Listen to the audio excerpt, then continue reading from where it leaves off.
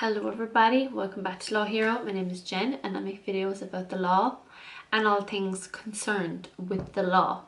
You can follow me on Instagram at LawHeroIRL, it's tagged below, and you can also contact me at info@lawhero.eu. My website is lawhero.eu. And today's video was requested from somebody who's doing their Leaving Cert. I myself did my Leaving Cert in the year 2009. Today I am trying to take myself back to that time when I started university, but to be completely honest, I was not a very good student from the start, so I'm not going to sit here and lie and tell you that from day one I did all of this stuff. I did all of this stuff when it was too late. Now, fortunately for me it worked out, but obviously I think it would be much less stressful if you employed some of these tactics from the off, as in from when you start university. I'm not saying to be a complete prude and ruin your university life by, you know, being a complete academic, being a complete hermit and not engaging in university life. Nobody's asking you to do that, but what I'm saying is be tactful, don't leave everything to the last minute because you're just going to be a ball of stress. The other reason I really wanted to make this video is that when I go to universities or when I speak to university students, they're all, a lot of, this is a generalization, but from, I suppose, from the people I've been in contact with, they're very career focused, and whilst that is excellent, don't lose track of your academics. University is for an academic outcome. Your career, whilst of course your law degree is important for your career, while you're at university, your sole focus is to get the highest degree you can get. Obviously, first class honours would be preferable, and actually throughout this video I'm going to be referencing my book, How to Get a First Class Honours. It's €25 on my website lawhero.eu under law students, and in there is basically a summary of well, actually, so this video is a summary of some of the things I say in there, because obviously it's very focused on how to get a first class honours. This video is kind of more general around you know, studying law, and actually it doesn't just apply to Irish people, it applies to anyone who's studying common law. And I'm just going to explain, so because this video is really geared towards people who are about to study a degree in law or are in a degree in law, this video is not recommended for people in the civil law tradition, simply because I can't advise on it. I only did 1 year of Erasmus in Germany, and obviously there I had like my BGB, which is my Bürgerliches Gesetzbuch, and that's where the code was civilized, just like the Code Civil in France. We don't have that system in any country where there was the British Empire, the common law. So in those countries where there's a civil law tradition, although studying law is fairly similar in every jurisdiction, it's just that because of precedent and case law, in common law system, that's kind of difficult for civil law students to grasp at an early stage. Usually civil law students will only really refer to case law for interpretation when there's some ambiguity, or when they're looking for when they have a commentary around a law, whereas we see precedent as a source of law in a common law tradition. Don't worry, I'm going to explain all these terms, civil law, common law, in this video, so you're not lost. But yeah, I guess what this video is basically a synopsis of the things I wish I was told. I wish I watched this YouTube video before I went to university, because I really went in, like a lot of other people, with my tail between my legs. Rather came out with my tail between my legs. My tail was up when I went into university, thinking I knew everything and thinking I was going to take it on and be the best law student ever, but I really wasn't. I think a lot of people aren't, and in hindsight, yeah. So I'm not going to stop rambling, I'm just going to get into it. So the first area of concern is obviously like the communication of the education, which is through lectures and tutorials. This is a really different approach to teaching than what people know from secondary school, because, well, number one, nobody's making you be there unless there's a sign-in sheet or some sort of mandatory attendance. You kind of have to just turn up on your own. It's going to be much bigger than what you're used to. There's going to be much more people in the room, and also it's not going to be necessarily teaching. It's called lecturing because it's not like, you know, somebody's giving you homework and they're correcting it the whole time. It's not such a collaborative approach as it will be in secondary school. It's more like prescriptive. Now, some lecturers use the Socratic method, which is like they'll ask open-ended questions to try and get some engagement from their students, but not all lecturers do. So it is quite prescriptive. They're talking away just like I am right now, expecting you to pick up on what they're saying, make your own notes, follow their slides, and then the kind of interactive piece, especially in a law degree, happens in the tutorials. And that's why it's really important that you go to tutorials. I'm just going to be honest with you, I think tutorials in a law degree are more important than a lecture. And the reason is that the tutor will explain things much better, in my opinion. They're usually younger, they're usually like PhD candidates, and they have a far better like understanding of the situation you're in. I just found it more helpful. And also, like, when you're stuck on concepts, they'll explain them and you don't feel stupid, because it's a smaller room, there's usually below 20 people, and it's just a much more friendly environment than asking a question in front of like 400 people. So yeah, I think tutorials are really the way you get through.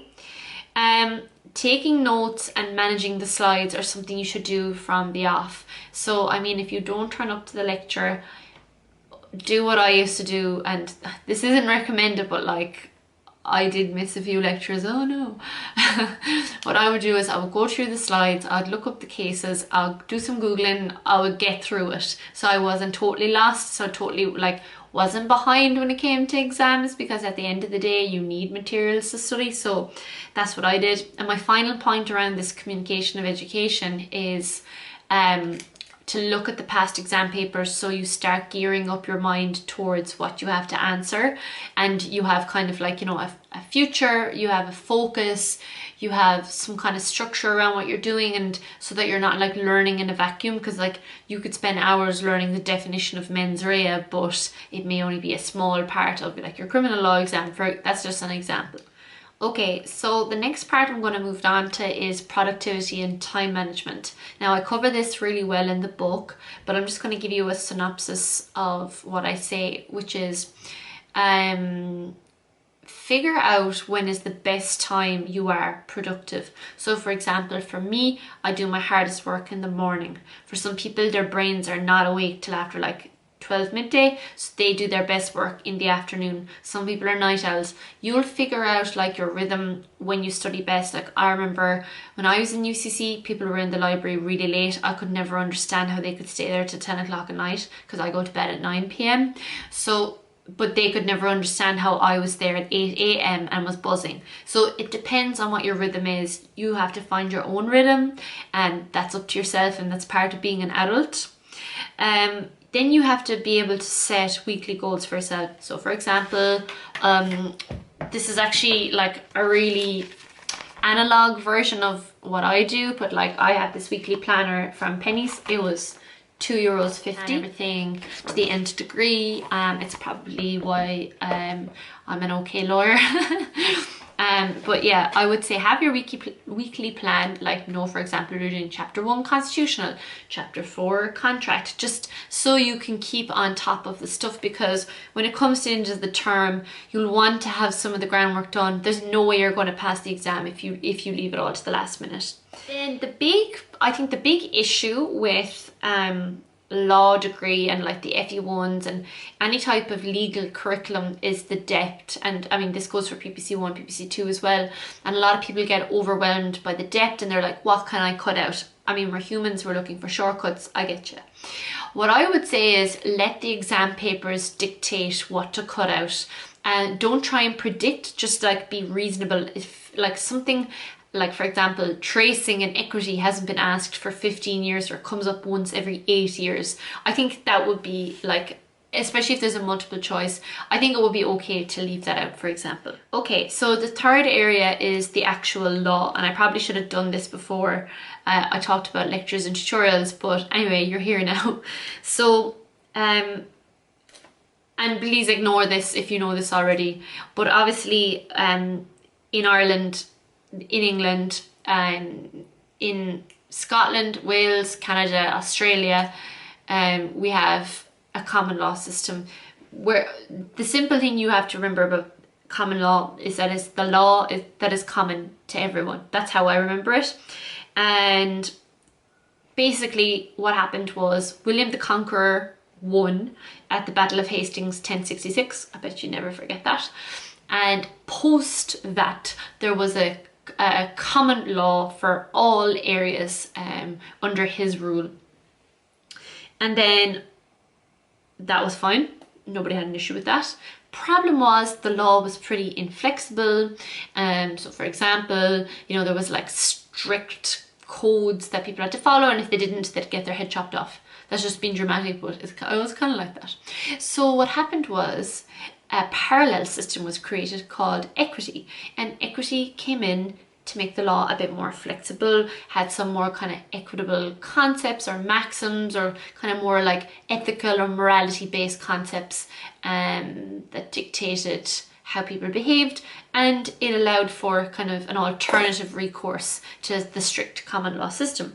And then after the Judicature Acts, it meant that courts could apply common law and equity, or the courts of chancery, or whatever you call them, in parallel. So that's basically like a synopsis of what happened, really, really quick. As I said, not the opposite, but the equivalent in civil law countries. That's law, like countries which have codified law, are called civil law countries. For example, like the Netherlands, Germany, France, Denmark, all the Nordic countries, all of civil law. And this basically means that their laws are codified, and that judge-made law isn't a thing. Whereas here, because we had the common law, we had judge-made law, or precedent became a source of law. As equity, like in civil law countries, they don't have equity either. So usually then, whatever country, I mean, if you're a European country, you'll have EU law as a source of law. All countries have international law as a source of law. It depends what treaties or what conventions they've signed up to. In Ireland, as a source of law, we also have our constitution. Our primary source of law is our legislation. There's primary and secondary legislation. Secondary legislation called statutory instruments, and they're more like implementation of the primary law. As I said, we have precedent, and we also have custom as well as sources of law. You'll learn all of that day one in law school. The next area of concern usually for people is legal research, and it's quite daunting when you start a law degree, because you're given an assignment to do and you literally pour your heart and soul into it and get like 50%, and you're like, what did I do? So, you know, don't be disheartened with your first law or legal assignment if you get a very low grade, because it's gonna happen.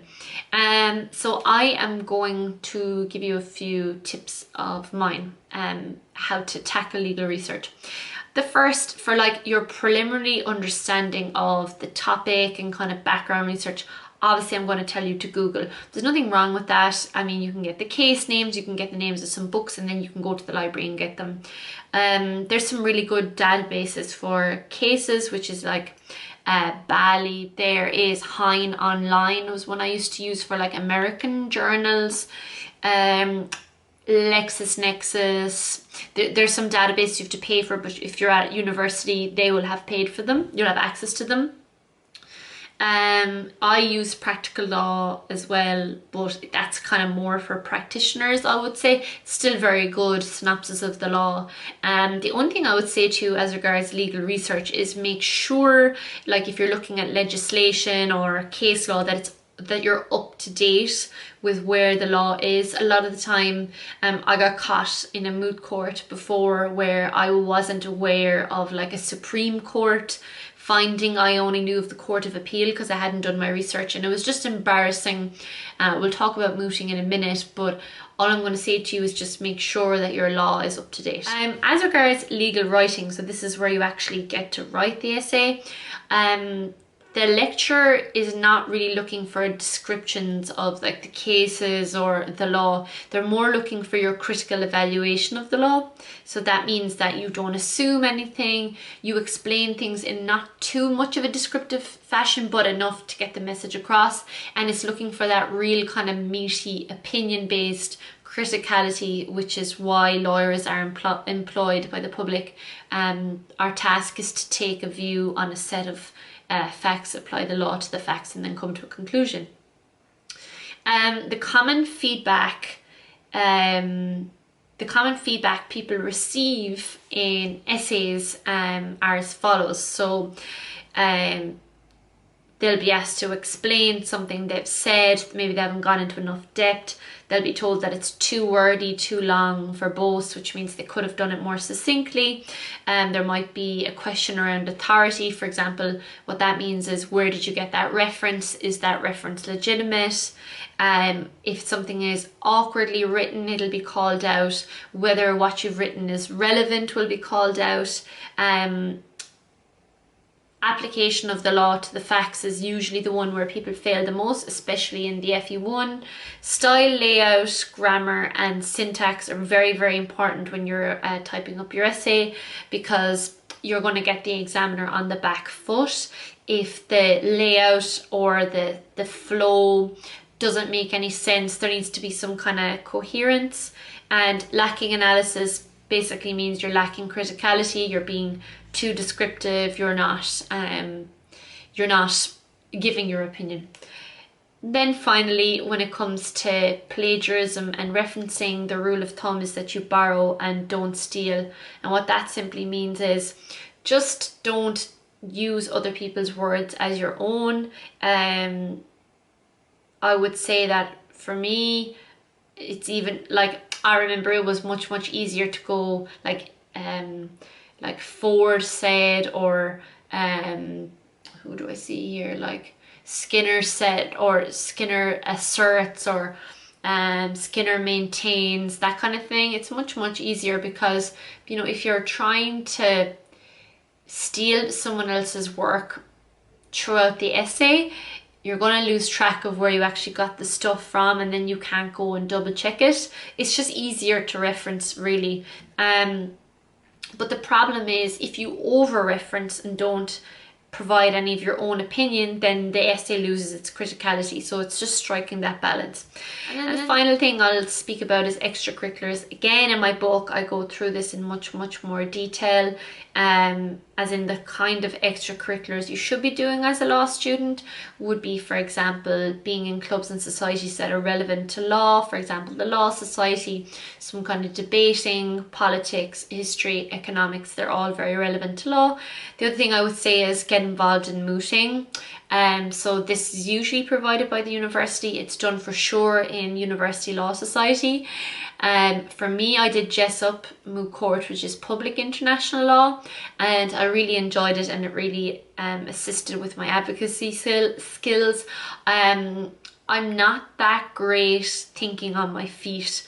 I'm much more of somebody who takes a while to warm up, so I just kind of knew I would never be a litigator. The funny thing is, the other people on my team went on to become litigators, and that to me seemed very obvious, because I felt like they were much better on their feet than I was. My strengths personally are in kind of critical thinking, but on my terms. So I kind of knew that I would be much better to being a transaction lawyer, project manager, that kind of thing. after I did moot court, so it is kind of good to do it even if you're not so litigation inclined. And it's all about like presenting a legal argument, defending your client. I did moot court in Blackhall as well, and that was where I embarrassingly didn't know that there was a Supreme Court case on the point of law I was arguing, and it wasn't very nice to be called out in front of everybody for it, but I deserved it, and it was a tough lesson to learn. So I would say for sure do moot court. I mean, it made me thoroughly uncomfortable, but if you're uncomfortable, that means you're growing. And I eventually knew that I never want to be a litigator, but fair enough, if you want to be a litigator, it's probably going to be perfect for you. So yeah, those are my 2 cents on doing your law degree. I hope it helped you, and I'll see you in the next one. Please subscribe because all this stuff will help you, I promise.